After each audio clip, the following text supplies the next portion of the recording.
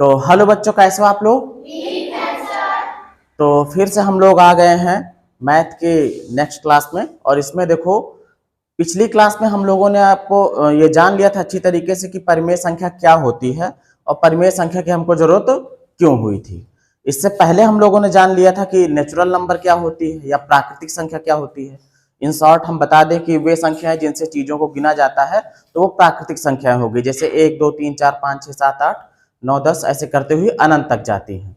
फिर उसके बाद उसमें जीरो अकेले में यूज नहीं होता था प्राकृतिक संख्या में, तो नई संख्या बनाई गई। कौन सी? पूर्ण संख्या या होल नंबर। पूर्ण संख्या कहाँ शुरू होती थी? जीरो से। जीरो 1 2 3 4 5 6 7 8 अनंत तक ये भी जाती थी। फिर इसके बाद इंटीजर्स बने थे, पूर्णांक। इसमें प्लस वाली संख्याएं और माइनस वाली संख्याएं और जीरो, तीनों चीजें ली गई थी।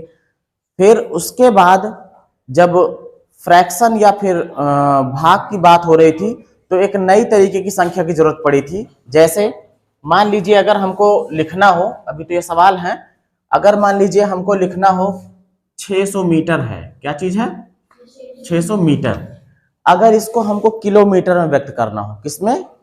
किलोमीटर में। तो कितने से भाग दिया जाएगा? 1000 से। कितने से भाग देंगे? 1000 से, क्योंकि 1 किलोमीटर में 1000 मीटर होते हैं ना। तो अगर इसको किलोमीटर में बदलना है तो हम क्या करेंगे? 600 बटे 1000 और फिर यहां लग जाएगा क्या? किलोमीटर।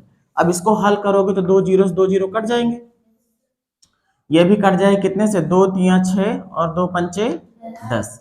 मतलब कि इसको हम 3/5 किलोमीटर कह सकते हैं। 600 मीटर को 3/5 किलोमीटर कह सकते हैं, है ना। तो ये तो हो गई फ्रैक्शन, भिन्न हो गई। क्या हो गई? ये क्या है बेटा? भिन्न है। अब अगर मान लीजिए ऐसा हो जाए कि मान लीजिए ये समंदर का सतह है पानी वाला, इसके ऊपर अगर मान लीजिए कोई पानी की जहाज है, कितनी ऊंची है इसको हमें नापना हो पानी की सतह के ऊपर, तो वो तो हो गया क्या चीज? मान लीजिए 600 मीटर ऊपर थी। कितना? 600 मीटर ऊपर थी, हमने नाप लिया। कि इसको हम अगर किलोमीटर में लिखना चाहें तो ऐसे लिख सकते हैं। मान लीजिए ऐसा होता कि पानी के सतह के नीचे भी तो कुछ जहाज डूबा होगा ना, क्योंकि एकदम ऊपर ही तो चलता नहीं। मान लीजिए कोई जहाज है, कोई जहाज है तो कुछ पानी में डूबा भी रहता है और कुछ जो है पानी के ऊपर भी रहता है ना। ये मान लो जहाज है कोई, तो अगर मान लीजिए जितना नीचे डूबा हुआ है इसकी लंबाई निकालनी हो, मान लीजिए कि जितना ऊपर था उतना ही नीचे था, तो यहां तक था मान लो, ठीक है। अब अगर ये नीचे की लंबाई हमको नापनी हो और मान लीजिए कि यही 600 मीटर नीचे भी रहा हो, 600 मीटर नीचे भी रहा हो। अब देखो, पानी की सतह, जो समंदर की ये सतह है पानी वाली, इसके ऊपर वाले को हमने 600 मीटर कहा, नीचे वाले को भी 600 मीटर कहोगे। तो ये कैसे डिसाइड होगा कि पानी के ऊपर वाला कौन सा है और पानी के नीचे वाला कौन सा है? तो इसके लिए हमने पहले पूर्णांक पढ़े हुए थे, इंटीजर्स पढ़े थे, और ये कहा था कि इसमें हम क्या करा करेंगे? माइनस लगा दिया करेंगे, है ना। तो ये बताएगा कि हाँ ये नीचे वाला है ना। अब अगर इसको भी हमें बदलना हो, इसमें किलोमीटर में, तो अब जब इसको बदलोगे तो ये वैल्यू तो देने लगेगा क्या?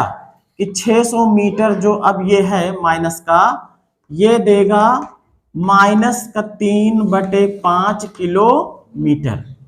अब ये जो प्लस का 3/5 था ये तो भिन्न थी, लेकिन अब ये माइनस वाली चीज आ गई। अब ये भिन्न कैसे हो सकती है? ये तो भिन्न नहीं हो सकती, क्योंकि भिन्न में हमेशा प्लस वाली संख्याएं रहती हैं, धन पूर्णांक रहता है। लेकिन इसमें तो माइनस वाली चीज आ गई। कैसे आ गई? माइनस वाली चीज। तब वहां पर जरूरत हुई थी किसकी? नई संख्या बनाने की, और उस संख्या को कहा गया था क्या? परिमेय संख्या। कौन सी बेटा? परिमेय संख्या।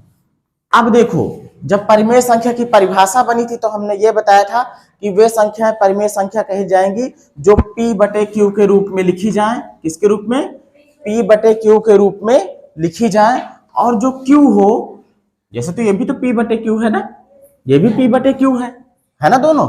और Q जो है वो 0 के बराबर नहीं होना चाहिए।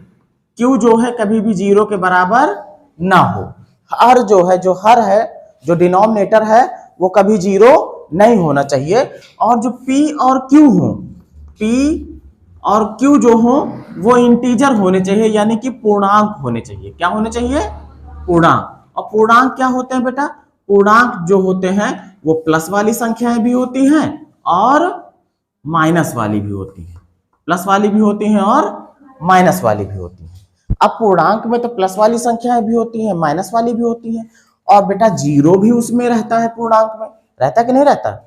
तो अब दिमाग में ये आना चाहिए कि जब पूर्णांक रहेंगे तो ये भी पूर्णांक रहेगा और ये भी पूर्णांक रहेगा।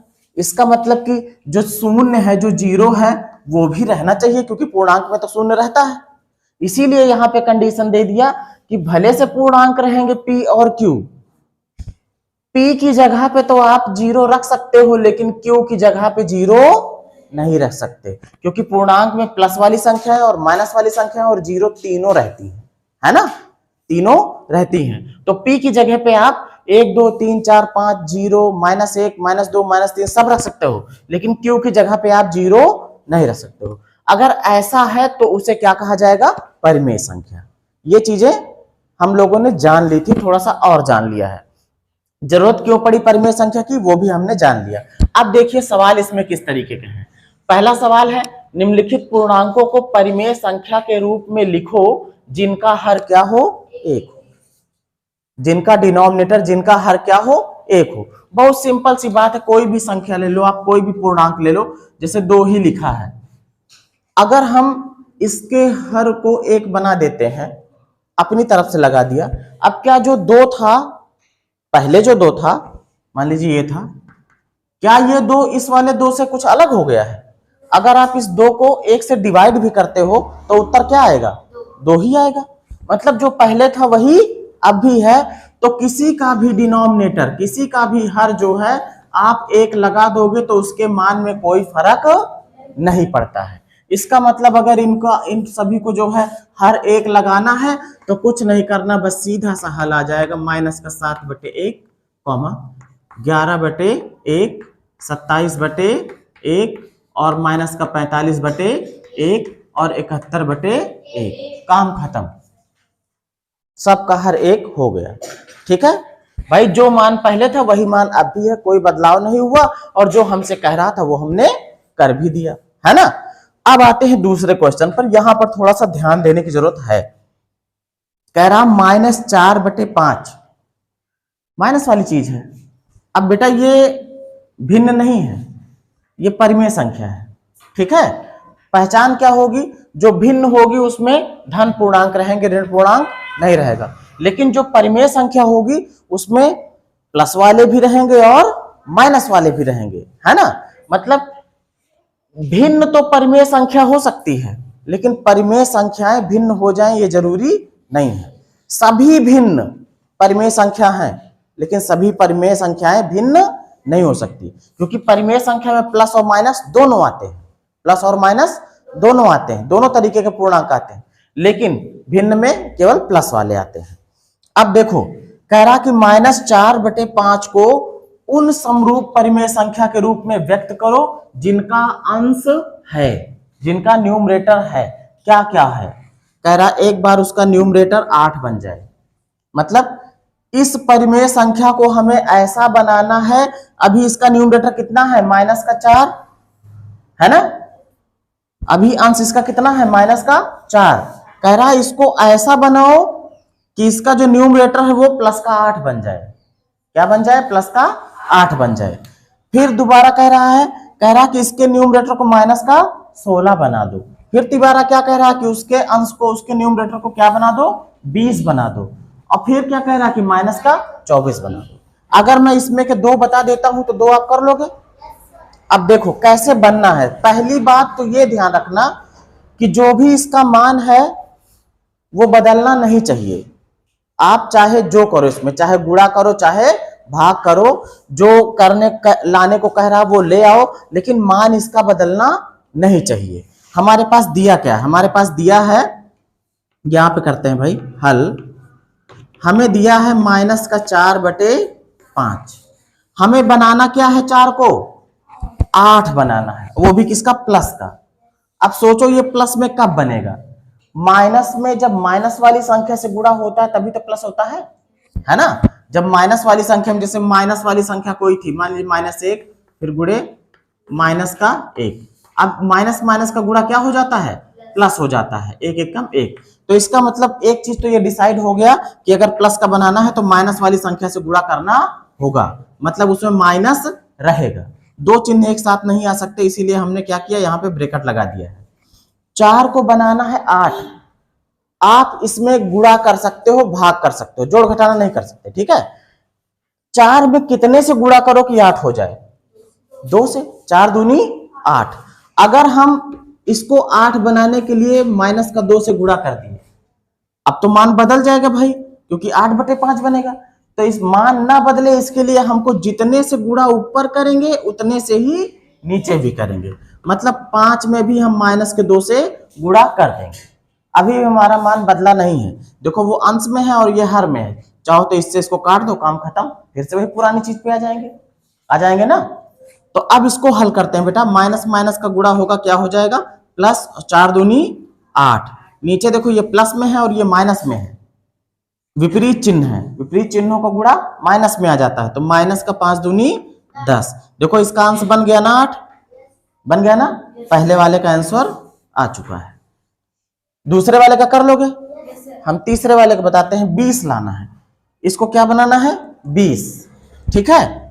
कैसे बनेगा 20, अभी क्या दिया है, अभी दिया हुआ है माइनस का 4/5 दिया है, आपको अंश को बनाना है 20, अब वो भी किसका है, प्लस का है, किसका है, प्लस का। तो अगर इसको प्लस का बनाना है माइनस वाली चीज को, तो ये तो पक्की बात है माइनस वाली संख्या से गुणा होगा। 4 में कितने से गुणा करें कि 20 हो जाए, 5 से, 4 पंचे 20, तो माइनस के 5 से ऊपर गुणा होगा, और जो ऊपर होगा तो नीचे भी करना पड़ेगा, नहीं तो मान बदल जाएगा, है ना।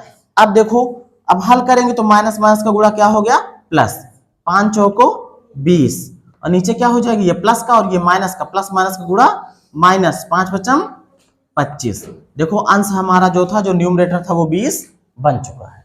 इसी तरीके से इसको करना हो अगर, तो हल क्या करोगे आप, माइनस का 24 करना है, मतलब जो माइनस में था हमारा सवाल, वो माइनस में ही रहेगा। भाई हमारे पास क्या था, माइनस का 4/5 था, कह रहा कि माइनस वाले को माइनस में ही रहने दो, बस 4 को क्या बनाओ, 24 बनाओ। तो गुणा ही हम कर सकते हैं या भाग कर सकते हैं, तो इसमें गुणा करना होगा कितने से, 6 से, 6 से ऊपर करोगे तो 6 से नीचे भी करना होगा। अब ये क्या हो जाएगा, ये माइनस का, ये प्लस का, प्लस माइनस का गुणा माइनस, 6 चौको 24, और नीचे 6 पंचे 30, दोनों प्लस में थे, प्लस में ही है। अब देखो अंश हमारा बन गया ना 24, आ गया। अब ये जो सवाल था इसमें अंश को बदलना था, लेकिन अब ये दूसरा जो तीसरा वाला सवाल है, इसमें क्या कह रहा, कह रहा -5/-7 को उन समरूप परिमेय संख्या के रूप में व्यक्त करो जिनका हर है। क्या क्या हर है, कह रहा हर को बना दो 7 प्लस का, पहली बार क्या कह रहा, इसको बना दो किसका, 7, वो भी किसका, प्लस का, 7 तो अभी भी है लेकिन माइनस का है, सिर्फ क्या करना है, इसके माइनस को क्या बनाना है, प्लस बनाना है। कैसे बनेगा, देखो हल यहां पर है, अभी क्या दिया हुआ था हमारे क्वेश्चन में, -5/-7, हर को हमको प्लस का 7 बनाना है। माइनस वाली चीज तभी प्लस हो सकती है जब उसमें फिर से माइनस से गुणा हो जाए, तो इसमें गुणा कर दिया जाए किससे, माइनस से, लेकिन सिर्फ चिन्ह से थोड़ी होगा, 1 लेना पड़ेगा, क्या लेना पड़ेगा, -1। भाई 7 में अगर 1 से गुणा करो, 7 1 कम 7 ही तो रहेगा, और वही तो लाना है हमको, हर क्या हो जाए, प्लस का 7 हो जाए। अगर -1 से नीचे गुणा किए हो तो -1 से ऊपर भी करो। अब ये क्या बनेगा, माइनस माइनस का गुणा प्लस, 5 1 कम 5, माइनस माइनस का गुणा प्लस, 7 1 कम 7, देखो हर जो है वो प्लस का 7 बन गया। दोबारा कह रहा कि हर को क्या बना दो, माइनस का 14 बना दो, क्या बना दो, 14। कैसे बनेगा भाई, हल देखो, जो हमें दिया हुआ है वो क्या दिया है, -5/-7, ये तो दिया है। कह रहा कि जो हर माइनस का 7 है इसको क्या बना दो, -14 बना दो, माइनस में ही लाना है, माइनस में पहले भी है और माइनस में ही रखना है, बस 14 करना है। तो इसका मतलब जब माइनस को प्लस नहीं बनाना है तो माइनस वाली संख्या से गुणा नहीं करेंगे, बस क्या करेंगे, 2 से गुणा कर देते हैं, तो 7 दूनी 14। 2 से नीचे करोगे तो 2 से ऊपर भी करना पड़ेगा। अब क्या हो जाएगा, ऊपर माइनस और प्लस का गुणा, माइनस 5 दूनी 10 और नीचे माइनस और प्लस का गुणा, माइनस 7 दूनी 14। बन गया ना हर माइनस का 14, आंसर आ गया। आप इनको इनको इनको इनको तीनों को आप घर से करके ले आओगे, ठीक है।